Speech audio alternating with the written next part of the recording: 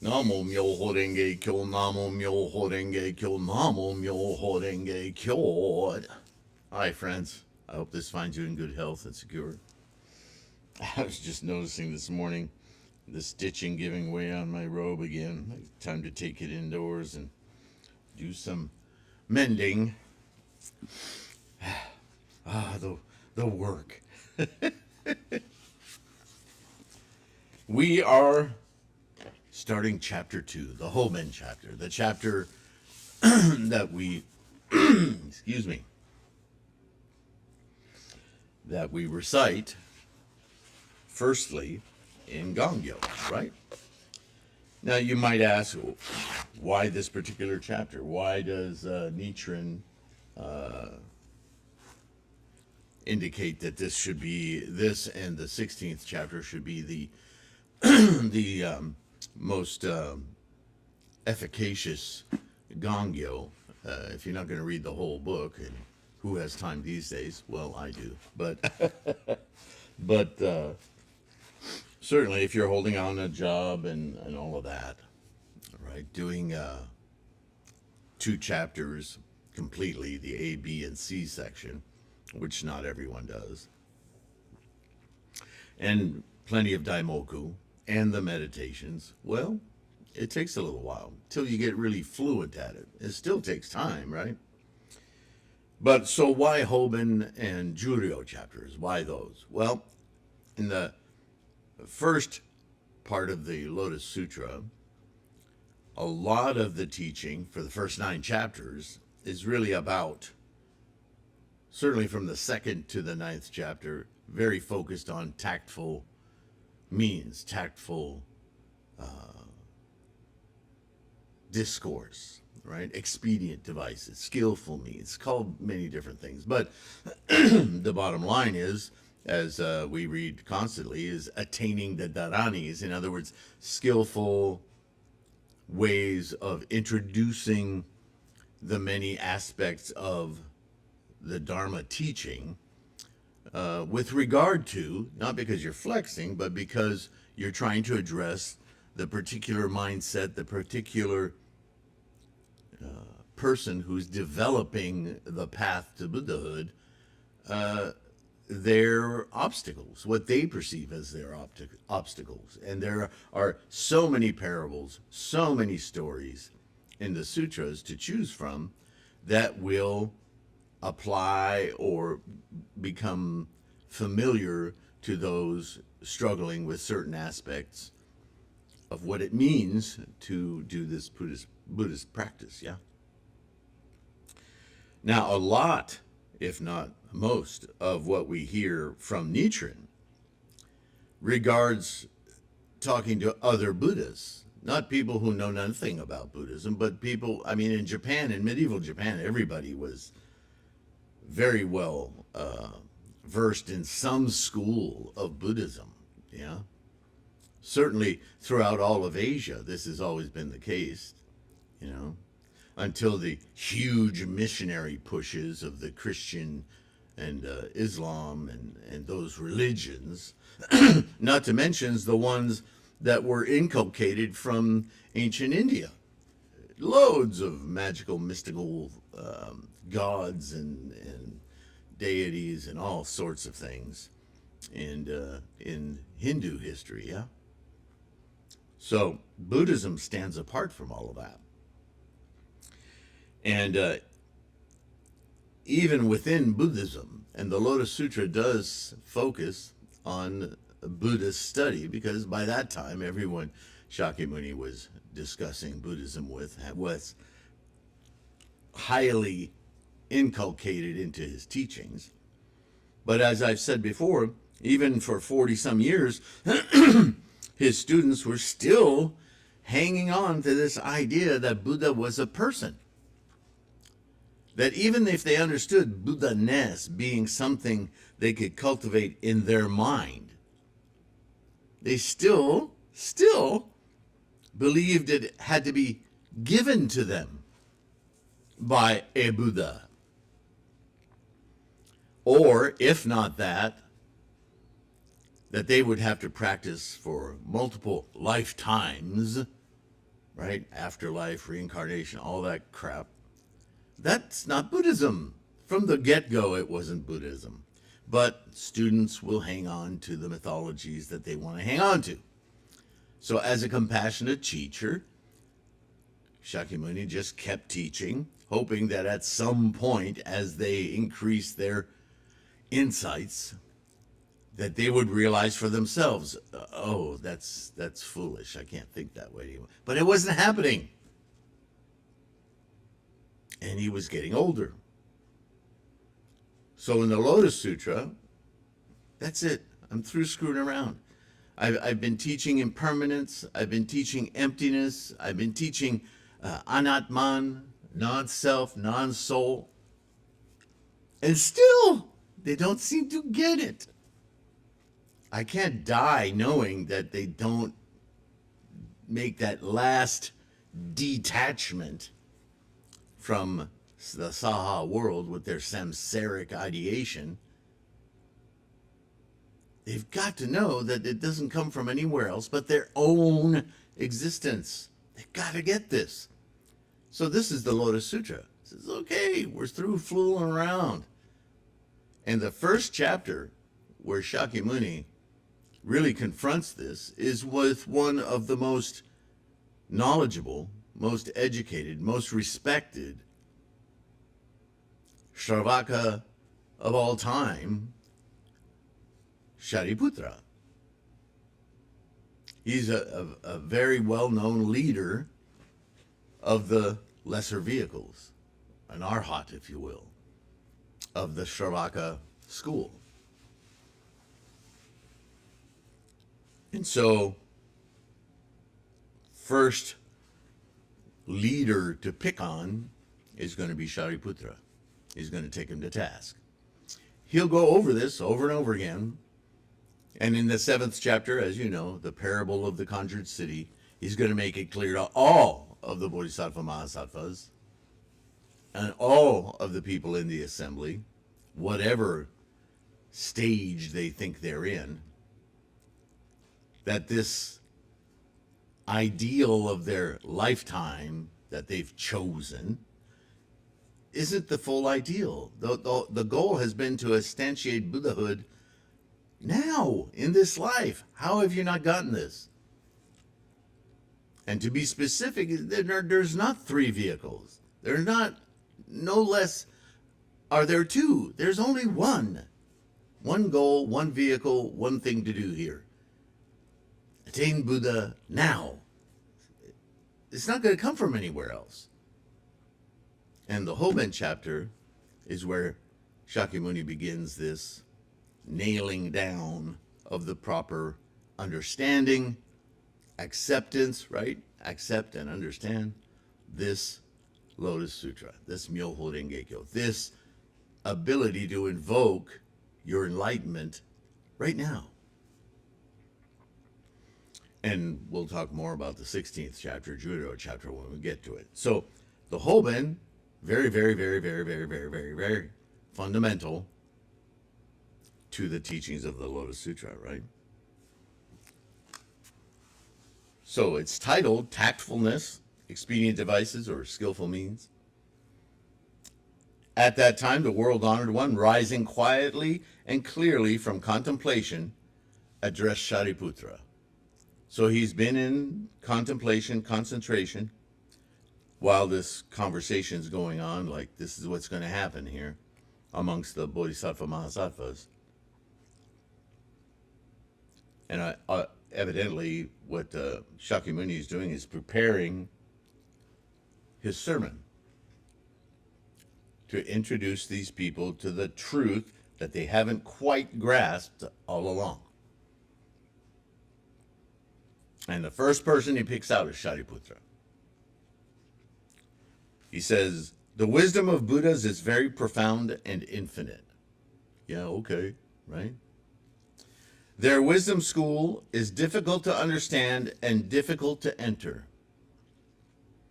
so that the Shravakas and Pratyeka Buddhas cannot apprehend it. What? Right off the bat, A little smack to the head. Pay attention. For what reason? Because the Buddhas have been in fellowship with countless 100,000 myriad kotas of Buddhas, perfectly practicing the infinite law of all Buddhas, boldly and zealously advancing and making their fame universally known, perfecting the very profound, unprecedented law, and teaching, as opportunity served, its meaning so difficult to understand. Okay, so you hear this and you think, yeah, I get all that, but obviously there's something, we're in troubled water here, or something we're not getting, right?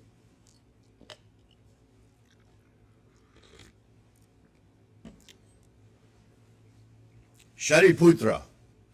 Exclamation point. Ever since I attained Buddha, not Buddha-ness, not Buddhahood, ever since I attained Buddha, clue, with various reasonings and various parables, I have widely discoursed and taught, and by countless tactful methods have led living beings, causing them to leave all attachments. For what reason? Well, because the Tathagata, the enlightened universal mind, is altogether perfect in his tactfulness and paramita of wisdom. Okay, we get that. We get that you're in perfection of mind. No, you missed it, Shariputra. Not me. What I attained, Buddha, that is tactfulness and paramita. This is why I'm using a different word, Tathagata. The universal Buddha, enlightened mind. Still not getting it. Shariputra. The wisdom of the Tathagata is broad and great, profound and far-reaching. His mind, Buddha mind, is infinite. His expositions are unimpeded. His powers, his fearlessness, his meditations, samadhis, his emancipations, liberations, his contemplations, concentrations, insights, have enabled him to enter into the boundless realms. Boundless. What do you suppose that means? Without time, without space, boundless realms, and to accomplish all the unprecedented law. The law that does not exist as a samsaric thing. The law that the Saha world is born from. The a priori law. Not owned by anyone. Shariputra, the Tathagata is able to perceive everything without discrimination. Remember what you hear me saying all the time? Understand that statement. You could study all day long on that statement. To understand everything, quote unquote, without discrimination, it's a contradiction, isn't it? Because to perceive without discrimination is not to perceive things. Discriminations are identifications. And ultimately, identifications are self-reflective. We see ourselves through our reflection in our environment. As Nichiren says, our environment is our great mirror. Not because it is a silvery toned reflective surface, but because in actuality, atom for atom, cell to cell, our environment is of our perception, our conjuring, our mind. The fountain analogy comes to mind.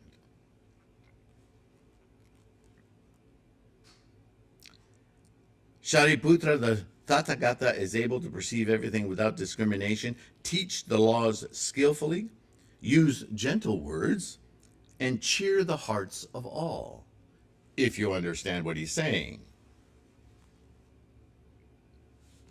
Shariputra, essentially speaking, the Buddha has altogether fulfilled the infinite, boundless, unprecedented law. He's repeating himself, yeah? Enough, Shariputra. He hears himself repeating himself. There is no need to say more. After 40 years, you've heard it all, but you've misunderstood.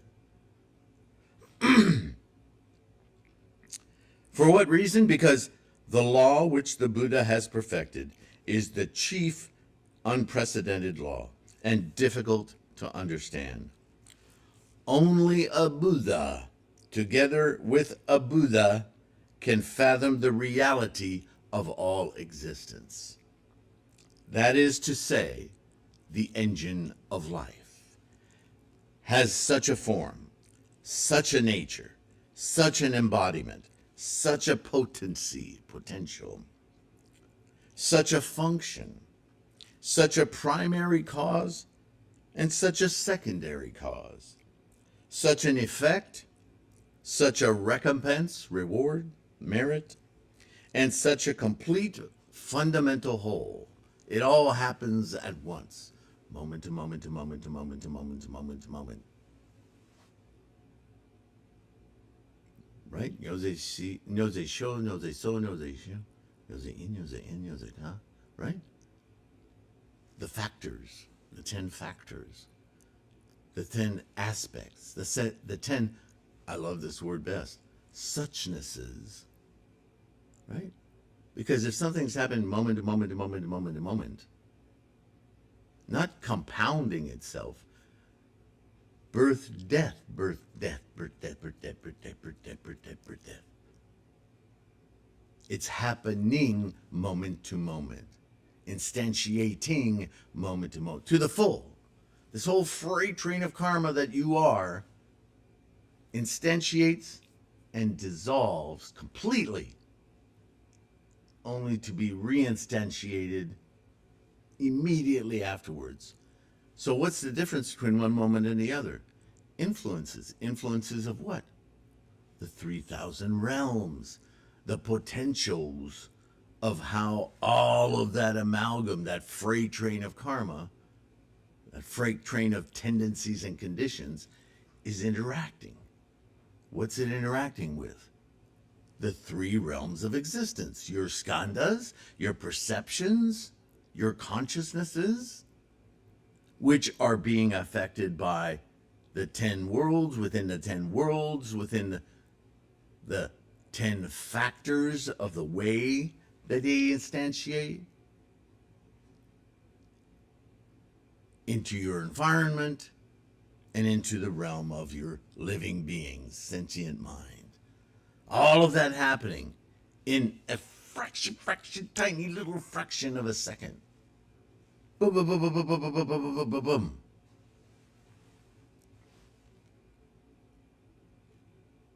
This is how a Buddhist can say we have agency, we have free will.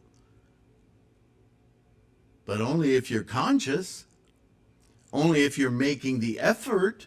Otherwise, you're just zinging along momentum through time-space until you expire like a blade of grass. Has no exegesis or method or consciousness to even be aware of its beingness moment to moment to moment. Only we, with sentient minds, can influence our freight train. Takes work, takes effort.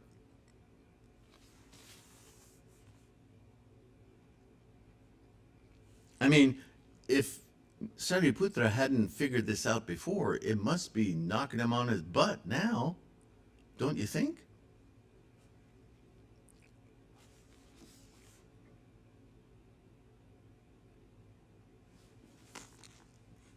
So I have an annotation here. The 10 factors are 10 suchnesses of all phenomena, not just you, The stars, the sun, the planet, everything works this way. This is a seminal statement of the second Hoben chapter and the Lotus Teaching in whole. In the book, Two Buddhas, Donald Lopez Jr. and Jacqueline Stone, interesting points are mentioned in the lineage of this statement of the 10 factors and its interpretation by G.E., Tendai, and his student Zhanran, leading eventually to Nichiren's central themes of the Lotus Teachings. This statement is not extant in this exact form in any Sanskrit text. Oh, really? Although may have been pulled from some extant Sanskrit lotus text by Kumarajiva, because there were many. It is also thought that the statement, real aspects of the Dharma, quote unquote, was common to other Kumarajiva translations and works, an insight of Kumarajiva's. A Chinese translation of the, quote, treatise on the great perfection of wisdom, end quote, usually attributed to Nagarjuna, right, has a close counterpart to this list of 10 aspects from the Lotus Sutra. Several scholars suggest that this statement reflects Kumarajiva's understanding. Breaking down these 10 aspects into modalities and implication of the Buddha's Lotus teachings, G.E. formulated a grand exploration of this teaching, culminating in the 3,000 realms or potentials and influences of each moment of thought in the mind. See the above foreword that I wrote for more on this subject, yeah? Nichiren took this structure as the Ichinen Sanzen, as the foundation for developing his doctrine. At that time, the world-honored one, desiring to proclaim this teaching over again, spoke thus in verse. In case you didn't hear me again, Shariputra, let me put this in verse so you can recite it and remember it, right? Immeasurable are the world's heroes, embracing universal realms of influence and men in the world. Among all the living creatures, none can know the Buddhas. My nose is being really annoying this morning. Sorry. The Buddha's powers and fearlessness, emancipations and contemplations, and the Buddha's other laws, no one is able to measure. Of long ago, I followed countless Buddhas and perfectly trod the right ways of the profound and wonderful law, which are difficult to perceive and to perform. During infinite cotus of kalpas, after pursuing all those ways, having obtained the perfect fruit on the wisdom throne, I was able to perfectly understand. He's talking about his own journey with all the Brahmins and eventually by himself for 6 years of contemplation under the Bodhi tree until he came to his enlightenment, right? During infinite cotus of kalpas, after pursuing all those ways, having obtained the perfect fruit on the wisdom throne, I was able to perfectly to understand. Such great effects as these, the meaning of every nature and form, realms of form, yes? I and other Buddhas in the universe alone can understand these things. In other words, you have to awaken your Buddha mind in order to really perceive what I'm talking about here. I'm not going to do it for you. You have to do this. How many ways can he say this? This law is inexpressible. It is beyond the realm of terms, words, language, right? This is just our little Saha world tool, and it's a tool developed of attachment. Attach this to that. Attach that to this. That's language. So how can you talk about unattachment with the words of attachment? You must experience it. How do you experience it? Nobody can shove it in your head. You have to do it. Among all the other living beings, none can apprehend it except the bodhisattvas, who are firm in the power of resolve. If you just get your attitude right about this, single-mindedly seeking Buddha, you can perceive it. That's how, in this Saha world, you can attain for yourself Buddha, like I did. The disciples of all the Buddhas who have offered reverence to the Buddhas and have ended all their faults and dwell in the last bodily state, such men as these have not powers equal to such knowledge. They're not there yet. These widely respected arhats, like yourself, you haven't gotten this point. Make a little.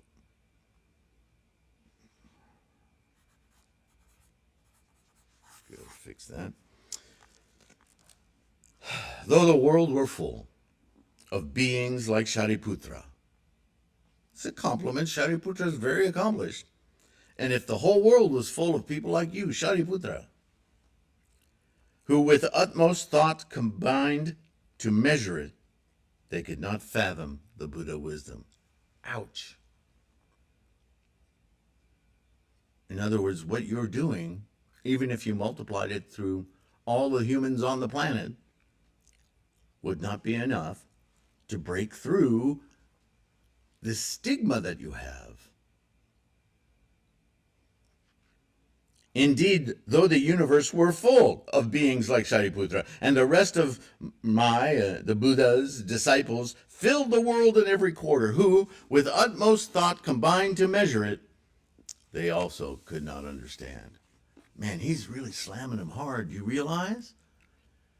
Some of these people have been with him for over 40 years, practicing what they thought he was talking about, and yet never realizing this critical point. Just waiting to be told what to do, waiting to be told they're enlightened, waiting to be told that they're going to get a special delivery today from FedEx and it'll be Buddha-ness for them. How frustrated must Shakyamuni be at this point? You can't fool around anymore. He's going to die soon. He's old. Could die at any moment. Luckily, he was around for 8 more years, as the story goes. Certainly, the Lotus teachings were around for a good long time. But this had to come from scholar monks who had studied and studied and studied. And, oh, we get it.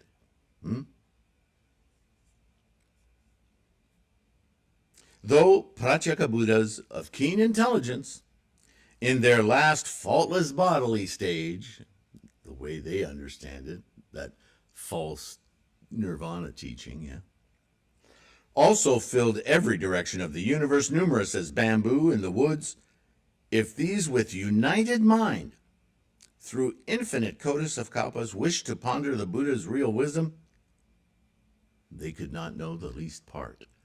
Boom!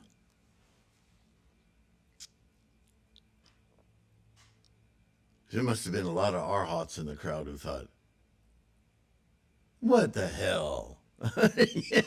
Yeah. And equally, I imagine many arhats going, oh crap, what have we missed? Being circumspect. Though newly vowed bodhisattvas, who have revered countless Buddhas, have penetrated all meanings and can ably teach the law, abounding as rice and hemp, bamboo and reeds, fill the world in every quarter, if with one mind by a priori wisdom, through kalpas like the sands of the Ganges, all these were to ponder together, they could not know the Buddha wisdom. Okay, Shakyamuni, we're getting the picture now. Shit.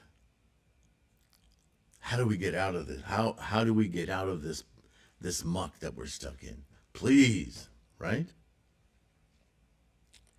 Though bodhisattvas, free from falling back, numerous as the sands of the Ganges, with one mind investigated together, they too could not understand it. We got the picture. We want to know. You've spanked us enough. Right? Again, I say to Shariputra, the faultless and inscrutable, profound and mysterious law I now have wholly attained. Only I know these truths, as also do the Buddhas of the universe, the Tathagata. Know, Shariputra, the words of Buddhas do not differ. You're not going to get a different opinion from Buddha this or Buddha that. They're all personages of the same Tathagata. The mind should be wandering here. You mean it's not just you? But all those other Buddhas, they're emanations of you. They're imaginings of you. It's still muddy, isn't it? In the laws taught by the Buddha, you should beget great strength of resolve. For at length, after the Buddha's preparatory teachings, everything you've learned thus far, he must now proclaim the perfect truth. Better be paying attention, because this is it. If you don't get it after this, you don't get it. Yikes, better pay attention, yeah? Okay.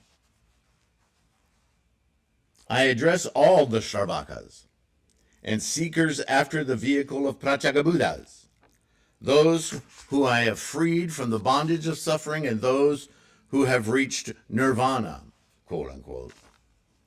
The Buddha employs his tactful powers. He shows the way by the three vehicle teachings. All beings have various attachments. He leads them to obtain escape. We know this. We've studied this a lot, haven't we? These are the skillful means. You teach to the people's capacities. But at some point, you got to believe that they're going to punch through above their weight, as you would say, right?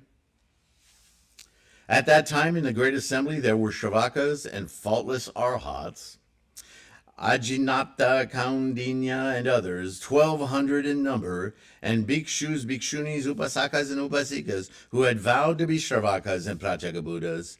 All these reflected thus. For what reason does the world-honored one now extol the tactful way so earnestly and say these words? Do you not get what's happening here, folks? They're a little miffed, and they're not understanding still. The law which the Buddhas have obtained is very profound, difficult to comprehend. That which he proclaims has a meaning so hard to understand that all the Shravakas and Pratyekabuddhas are unable to attain it. As yet, the Buddha has declared only one principle of emancipation, and we also, obtaining this law, reach nirvana. You haven't. But now we do not know where this principle leads. Oh, you're confused. Well, that's not a bad state to be in, because it's opportunity, yeah? At that time, Shariputra, apprehending the doubt in the minds of the four groups, and also himself not having mastered the meaning, spoke to the Buddha, saying, World-honored one, what is the cause and what is the reason for so earnestly extolling the paramount tactful method and the very profound mysterious law, difficult to understand, of the Buddhas? From of long ago, I have never heard such a discourse from the Buddha. At present, these four groups are altogether in doubt. Will the world-honored one be pleased to explain these things? Why the world-honored one extols so earnestly the very profound and mysterious law, so difficult to understand? Why now? What is it we're not getting? Then Shariputra, desiring to announce this meaning over again, spoke in verse. O wisdom son, great revered honored one, at length You have taught, damn, all these typos. You have taught this law and declared yourself to have obtained such powers, fearlessness, and contemplations, meditations, emancipations, and other inconceivable laws. About the law obtained on the wisdom throne, no one has been about to utter any question.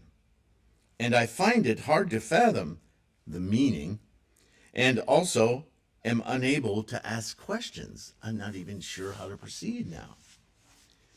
Without being asked, the world-honored one has spoken, extolling the way the Buddha has walked, that the most mysterious wisdom is that which the Buddhas obtained.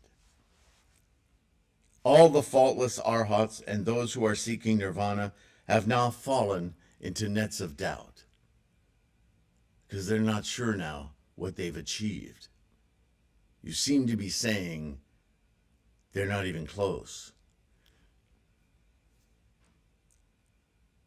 Why does the Buddha speak this way? Seekers after Pratyekabuddhahood, bhikshus and bhikshunis, universal realms of influence, dragons and spirits, Gandharvas and other beings, scan each other in perplexity and look expectant to the honored of men. What may be the meaning of this matter? We implore the Buddha to explain. How could not this be the first chapter that we recite in Gongyo? Can you see? In this assembly of Shravakas, the Buddha says, I am the chief of the disciples, but I now, of my own wisdom, am in doubt and cannot understand whether it is the final law or is the way to progress there. The sons born of the Buddha's mouth, with folded hands, wait expectantly. Be pleased to send forth the a priori sound, and now proclaim the truth as it is. Universal realms of influence, dragons, spirits, and others, numerous as the sands of the Ganges, bodhisattvas aspiring to be Buddhas, fully 80,000 in number. Also from myriads of kotas of countries, revered wheel-rolling kings are here with folded hands and reverent hearts, desiring to hear the perfect way. At that time, the Buddha said to Shariputra, enough, enough, there's no need to say more. I know all this, right? If I explained this matter, all the worlds of universal realms of influence and men would be startled and perplexed. Don't know if even now you're ready, but it has to happen. Shariputra again said to the Buddha, world-honored one, be pleased to explain it. Be pleased to explain it. For what reason? Because in this assembly there are numberless hundreds, thousands, myriads, kotas of asamkhya of living beings who have already seen the Buddhas, whose perceptions are keen and whose wisdom is clear. If they hear the Buddha's teachings, they will be able to accept it respectfully. Then Shariputra, desiring to announce this meaning over again, spoke thus in verse, King of the law, most high honored one, be pleased to explain without misgiving. In this assembly are countless beings who can respectfully accept. The Buddha again said, enough, Shariputra. If I explain this manner, all the worlds of universal realms of influence, men and asuras, would be startled and perplexed, and haughty bhikshus might fall into the great pit. Some of the monks here think they already know. And if they do that, they won't hear me, and they'll just become arrogant and stubborn. Who might that be?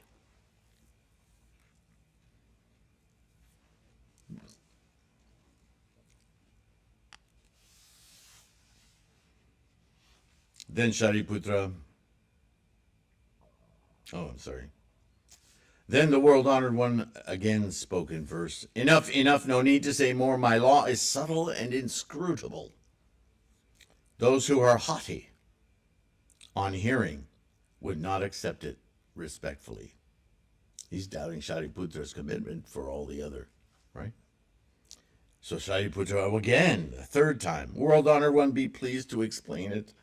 Be pleased to explain it. In this present assembly there are equal with me hundreds of thousands of myriads of Kodas who in former lives have followed the Buddha and been transformed by him.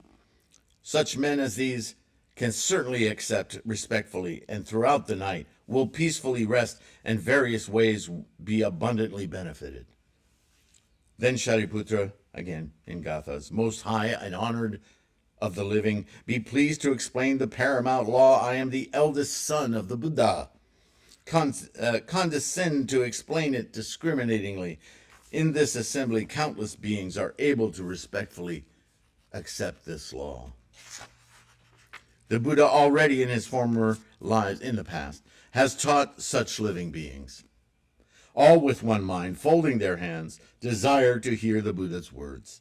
There are 1,200 of us and others aspiring to be Buddhas. Please be pleased for the sake of these beings to condescend to explain it discriminatingly. If these hear the law, they will beget great joy. At that time, the world-honored one addressed Shariputra. Since you have already thrice earnestly repeated your request, how can I refuse to speak? Do you now listen attentively to ponder and remember it? I will discriminate and explain it to you, for you. When he had thus spoken in the assembly, some 5,000 bhikshus and bhikshunis, upasakas and upasikas, straightway rose from their seats. In some translations, they are specifically arhats, and saluting the Buddha, thanks so much, but we out. Isn't that exactly what Shakyamuni said? Haughty, you arrogant, think you achieve what you haven't. He's just going to get up and walk out right in front of me. And Shariputra, who must have thought, oh, crap.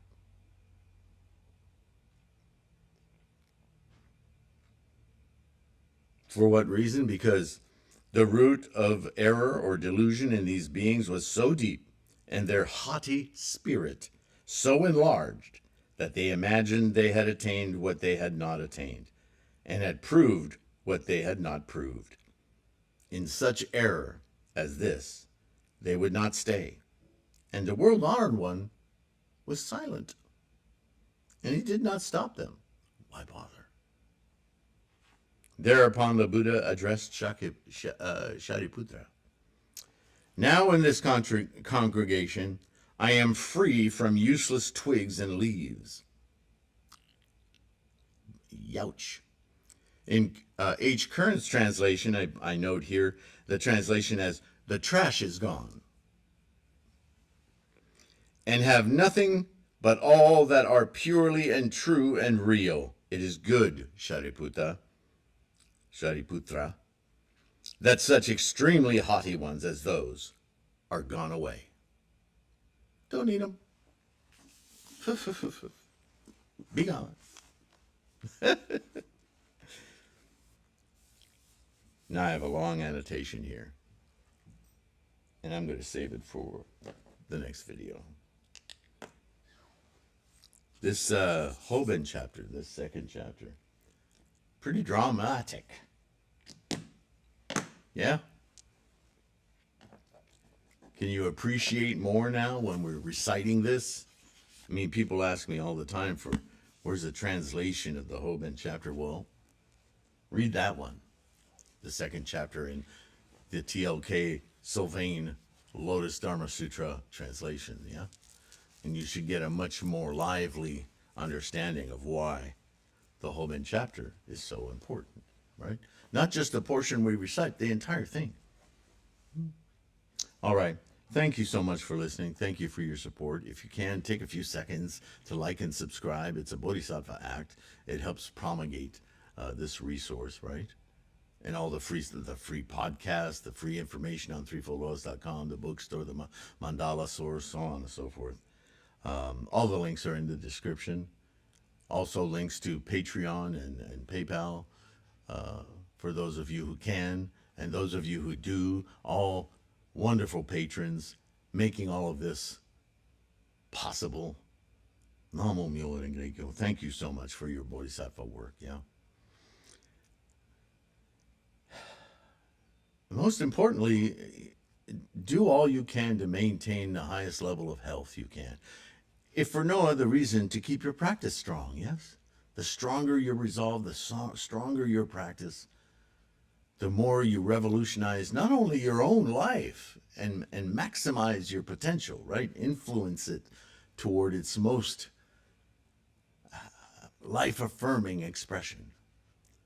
But also the world around you, the world at large, the world even through social media that you connect with will sense a shift in life condition, yeah? You're the one in control here. You're the one driving. If there's one fundamental message of Buddhahood or Buddha-ness or Buddha practice, you're in control. Ooh. All right. With that, I will let you go. See you in the next one. Thanks again.